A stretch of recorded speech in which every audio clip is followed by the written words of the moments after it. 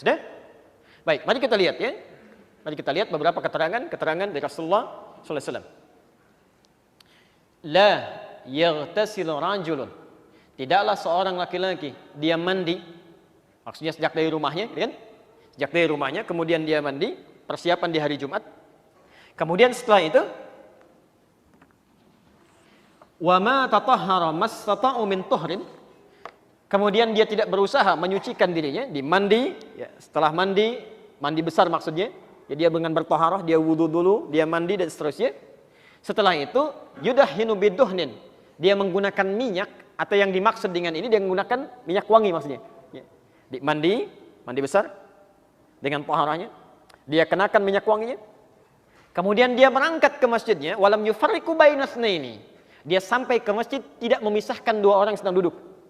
Jadi kalau Anda masuk masjid, Anda sudah nggak ke bagian saf, ada kosongnya di situ, Anda kemudian duduk. Ya, Anda salat 2 rakaat sudah duduk. Jadi jangan sampai Anda pisahkan orang misalnya, Pak maaf ya, geser sini, geser sana. Anda di tengah-tengahnya. Sudah sampai sini? Nah, itu adabnya kurang baik saja hadisnya. Ya. Setelah itu Anda dengarkan imam berkhutbah. Ya. Kalimatnya ini tidak disebutkan Anda salat di sini. Tidak disebutkan Anda salat. Dengarkan imam berkhutbah. Ya, jelas? Pelan-pelan. Jadi ketika Anda masuk duduk, ya, Anda salat dulu misalnya tahiyatul masjid. Ya. Nanti kalimat hadisnya menggunakan kalimat imam berkhutbah. Ada kalimat salat di sini, summa yusalli ma kutiba lahu. Kemudian dia menunaikan salat yang telah ditetapkan kepadanya. Ya, ditetapkan kepadanya. Jadi urutannya masuk masjid. Setelah kemudian dia mandi, menggunakan minyak wangi, dia berangkat ke masjid. Masuk masjid jangan pisahkan orang, tapi tepat berdiri di tempat dia menemukan ruangnya. Ya. Ada kesempatan untuk sholat, ya. Tapi sholatnya tidak disebut oleh Nabi SAW bukan dengan sholat rawatib, tapi ma kutiba lahu. Para ulama kemudian mengomentari di sini, masuk kepada ulama.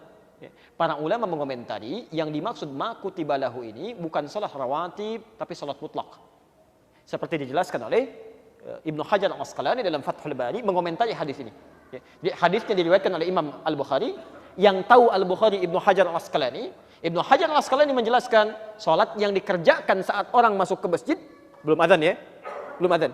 Itu bukan disebut dengan salat sunnah rawatib, tapi salat mutlak. Diistilahkan dengan salat intizar, menunggu imam naik ke atas mimbarnya. Jelas di sini?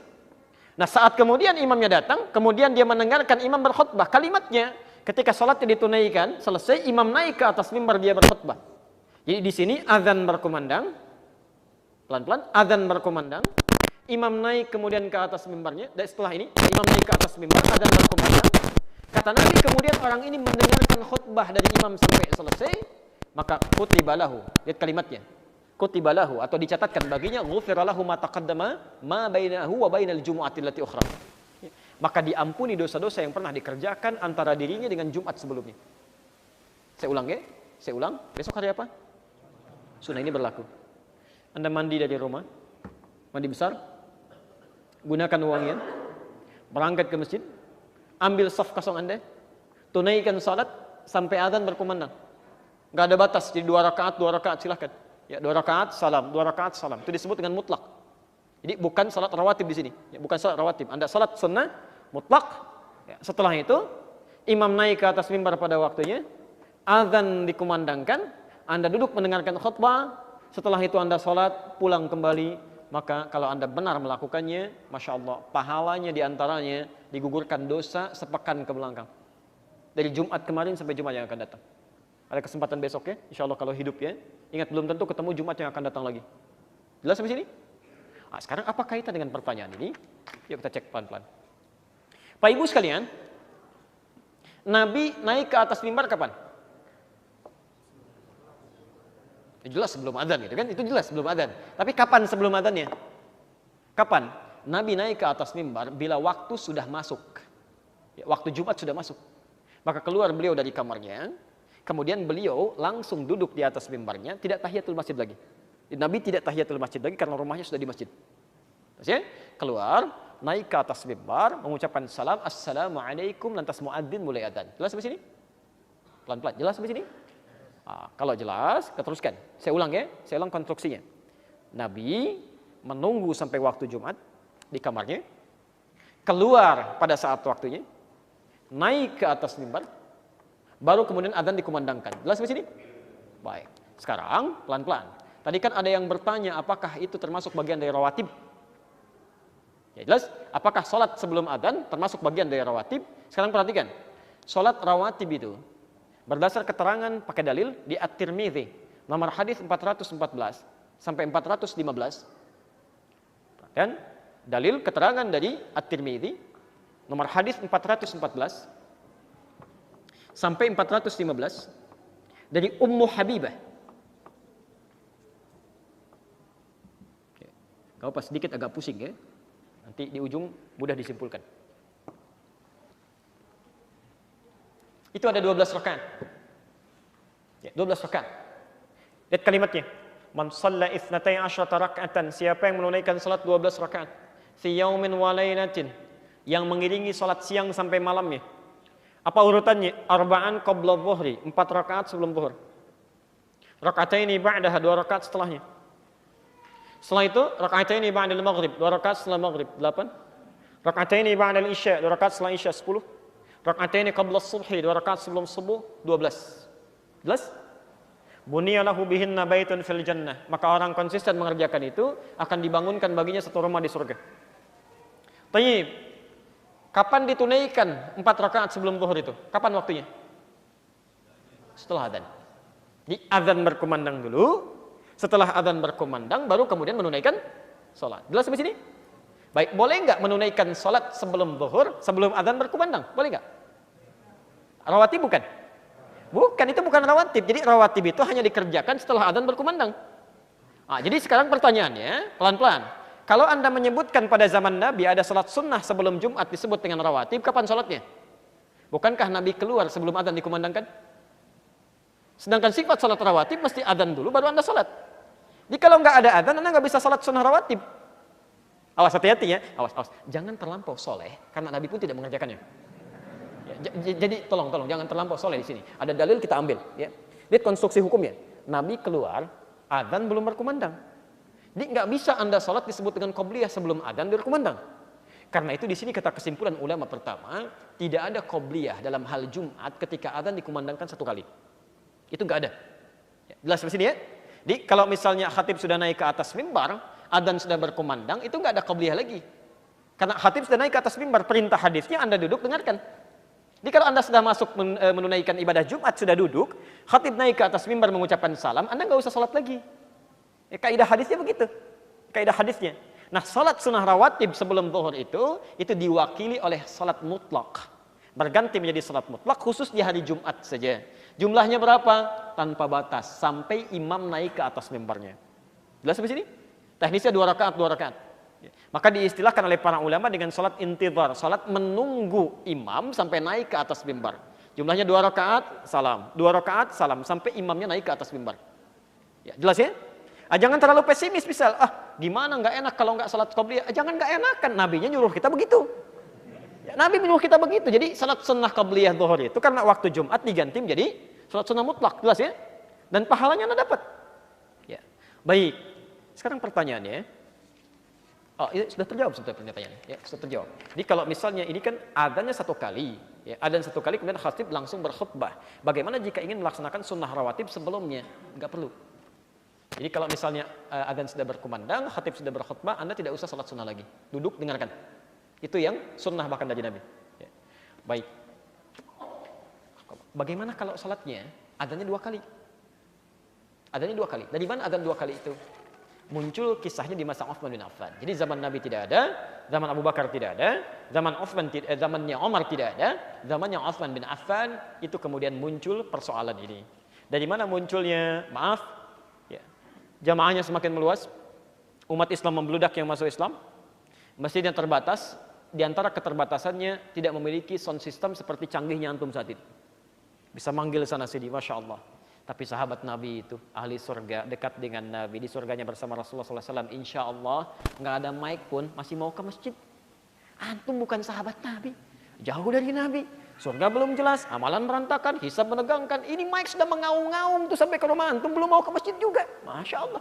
Antum harus dikasih apa lagi supaya mau ke masjid? Nah, ya? Nah, jadi persoalan ketika dipanggil di Jumatan, ada yang belum dengar. Ada yang masih di ladangnya, di sawahnya macam-macam. Sementara suara muadzin kan terbatas itu. Sekuat-kuatnya Bilal sampai mana sih kedengarannya? Sampai mana gitu kan? Baik, dari sini kemudian diijtihadkan oleh beliau. Ini ada orang ketika Jumatan, banyak yang terlambat, sudah mau selesai baru pada datang. Karena nggak dengar adzan. Akhirnya dijadikanlah oleh beliau adzan pada saat Jumat itu dengan 2 kali adzan. 2 kali. Adzan pertama untuk pengingat sebetulnya. Bukan tepat saat masuk waktu, bukan. Tapi sebelum waktu. Misal kalau jam 12 adzannya, ini kan waktu sholatnya, maka 12 kurang seperempat adzan. Untuk mengingatkan nih. Ya, waktu sudah mau masuk dan sebagainya kan, orang siap-siap. Ya. Nah, adzan yang kedua ini, yang disebut adzan yang kedua, itu saat waktu masuk. Jadi kalau ingin digunakan saat waktu masuk. Jadi begitu imamnya naik ke atas mimbar, waktu sudah masuk, maka di situ dia adzan. Ya sebetulnya adzan yang disebut adzan yang kedua ini adzan waktu itu, waktu sudah masuk. Jadi kalau Anda misalnya adzan yang pertama berkumandang, ada yang menerapkan serupa misal. Seperti di Mekah sekarang kan, 2 kali juga kan? Awas hati-hati, jangan Anda katakan misalnya, oh salah kalau misalnya 2 kali. Apa di Mekah pada salah semua? Apa di Madinah pada salah semua? Hati-hati, di Madinah 2 kali. Di Mekah 2 kali, cuma nanti kita ambil ilatnya pelan-pelan supaya nggak lompat ya. Supaya nggak lompat, nanti kita ambil alasannya. Nah kalau kemudian ada adzan 2 kali seperti itu, maka adzan yang pertama itu isyarat. Asalnya bukan pas waktu. Jadi kalau waktunya misalnya 11.49 sekarang Jumatnya, maka 11.40 sudah adzan. Berikan peringatan. Berikan peringatan. Nah ketika orang datang sebelum imamnya naik ke atas mimbarnya, dia sholat sunnah itu bukan rawatib, bukan. Tapi sama persis bagian dari sholat mutlak yang tadi. Menunggu imam naik. Jadi kalau Anda pengen sholat aja nggak ada masalah. Tapi sholat itu bukan rawatib, sholat mutlak. Sampai imamnya naik. Kalau imamnya sudah naik, sudah nggak ada sholat lagi, selesai di situ. Adzan kemudian dikumandangkan, masuk waktu sholat. Ya, jelas sampai sini? Baik, kalau sudah jelas, itu hukum yang dimaksud dengan sholatnya. Tapi sekarang bagaimana hukum adzannya? Dalam kaidah usul fiqih berlaku hukum illat. Ya, al-hukmu yaduru ma'illatihi. Hukum itu bisa diberlakukan bergantung kepada sebabnya. Zamannya Utsman bin Affan, sebab adzan 2 kali itu karena memang orang banyak, perangkat untuk manggil nggak ada, maka adzan 2 kali. Maka kata para ulama, kalau ilatnya sudah nggak ada, maka kembali ke hukum asal. Kalau sebab itu sudah dihilangkan, sudah nggak ada sama sekali, orang sudah paham, maka nggak perlu 2 kali lagi, karena alat sudah ada. Ya, mic-nya sudah ada, perangkat komunikasinya sudah ada, pengingatnya sudah ada, alarmnya. Maka kalau sudah sedemikian itu sudah ada canggihnya, nggak perlu menggunakan 2 kali adzan lagi, cukup sekali saja. Sudah orang bisa dipanggil. Walaupun kalaupun 2 kali tidak dipersalahkan kalau ingin mengingatkan. Tapi sunnahnya di sini berlaku hukum semula karena ilat telah hilang. Supaya tidak menyebar, maaf ya, tidak menyebar kemudahan-kemudahan yang dimudah-mudahkan. Sudah adzan nih, tenang, baru adzan yang pertama, belum yang kedua. Padahal Anda sudah lihat waktu pun sudah mepet gitu kan. Nah, ini persoalan-persoalan yang muncul kemudian. Ya. Maka jika kemudian ilatnya sudah hilang, maka tidak perlu menggunakan 2 kali lagi kecuali ada alasan tertentu. Seperti di Mekah, orang tawaf dikasih adzan yang pertama supaya nggak kaget. Adzan pertama supaya siap-siap dulu, rapikan dulu. Di Madinah juga demikian supaya agak cepat-cepat berangkat dan sebagainya karena berburu di situ. Ada 1000 kebaikan. Makanya ditetapkan 2 kali adzan sekalipun perangkat komunikasinya sudah canggih untuk memberikan kesiapsiagaan dalam penunaian ibadah. Ya, jelas di sini? Baik ya. Jadi intinya jawaban dari pertanyaan ini berdasarkan keterangan tadi, kalau adzan 1 kali, pendapat yang paling kuat di sini dalam tarjih tidak perlu menunaikan sholat sunnah lagi, jelas ya? Tapi langsung duduk mendengarkan khutbah. Kemudian juga ada sholat yang gair muakkadah, sholat sunnah rawatib setelah Jumat. Ya. Jadi setelah Jumat ada sholat sunnahnya. Dari Abu Hurairah radhiyallahu anhu ia mengatakan bahwa Rasulullah sallallahu alaihi wasallam bersabda, "Idza shalla ahadukumul jum'ata falyusalli ba'daha arba'an." Jika salah seorang dari kalian sholat Jumat, maka hendaklah ia sholat setelahnya 4 rakaat. Pada lafaz yang kedua, idza shallaitum ba'dal jum'ati fasallu arba'an. Jika kalian selesai sholat Jumat, maka hendaklah sholat 4 rakaat. Suhail, salah satu periwayat hadis ini berkata, jika sesuatu membuat engkau terburu-buru, maka sholatlah 2 rakaat di masjid dan 2 rakaat di rumah. Nah, ini termasuk sunnah yang ditekankan, tapi ghair muakkadah. Beda dengan tadi 12 rakaat yang sampai didapat istana di surga itu ya. Tapi sholat Jumat dipastikan memang setelahnya dianjurkan mengerjakan 4 rakaat sunnah. Sebagaimana hadis sudah kita jelaskan tadi, dan Suhail radhiyallahu anhu sudah mengatakan kalau anda betul-betul buru-buru pun setelah Jumat, maka usahakan 2 rakaat sebelum 2 rakaat kerjakan di masjid, 2 rakaat dikerjakan di rumah. Dan dalam riwayat lain dari Abdullah bin Umar radhiyallahu anhu bahwa apabila ia sholat Jumat maka ia berpaling lalu sholat 2 rakaat di rumahnya. Maksudnya kalau selesai sholat Jumat, Abdullah bin Umar pulang ke rumahnya lalu dia sholat sunnah 2 rakaat di rumahnya. Kemudian beliau berkata Rasulullah SAW melakukan demikian. Maksudnya beliau mengerjakan juga sholat sunnahnya di rumah. Ya. Penulis buku ini berkata, dia mendengarkan atau penulis mengatakan saya mendengarkan Abdul Aziz bin Abdullah bin Bas rahimahullah, guru beliau Syekh bin Bas, menyebutkan bahwa para ulama berbeda pendapat mengenai jumlah rakaat setelah Jumat. Sekelompok mengatakan bahwa jika dilakukan di masjid maka jumlahnya 4 rakaat dan jika dilakukan di rumah maka jumlahnya 2 rakaat. Pendapat ini bertujuan untuk menggabungkan berbagai riwayat mengenai perkara ini. Para ulama yang lainnya berpendapat paling sedikit dapat dilakukan 2 rakaat dan paling banyak dapat dilakukan 4 rakaat. Dan tidak ada bedanya apakah dikerjakan di masjid ataupun di rumah. Pendapat ini lebih jelas karena perkataan Nabi SAW lebih didahulukan daripada perbuatan beliau SAW. Jadi kalau ada perkataan Nabi sama perbuatan Nabi didahulukan perkataan Nabi SAW. Karena bisa saja perbuatan Nabi itu pada saat dilihat oleh sebagian orang, ternyata Nabi sudah kerjakan di tempat lain juga sebagainya. Misalnya sholat ba'di 4 rakaat misalnya.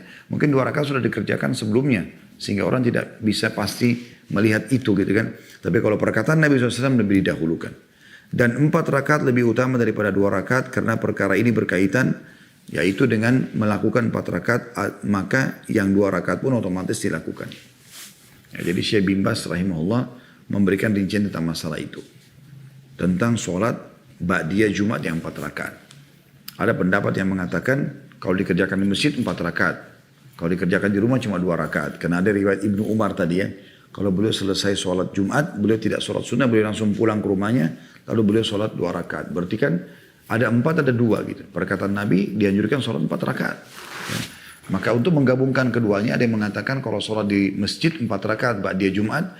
Dan kalau sholat di rumah 2 rakaat. Tapi Syekh bin Baz rahimahullah mengatakan pendapat lebih kuat adalah pendapat yang kedua yaitu dianjurkan kerjakan minimal 2 rakaat di rumah ataupun di masjid atau kalau mau maksimal mengerjakan 4 rakaat.